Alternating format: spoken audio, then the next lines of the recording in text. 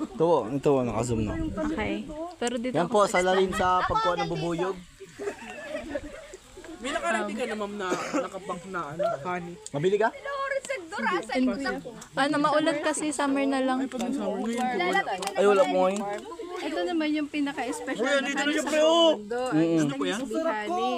Tikman nyo rin. Ito lasang ano siya, yung Ay, sa stainless yan, pinakamasarap. pineapple, yung wak. Huwag yan, itong kainin mo. Yung ano, Oo, pwede. Tikman mo, Lorenzo, sarap yan, pre.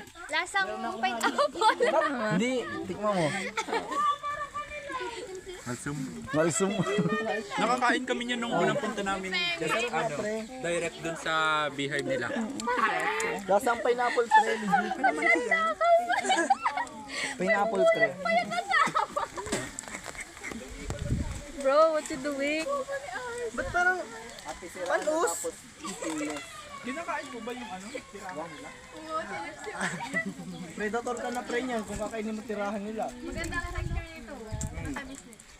Parang mahal.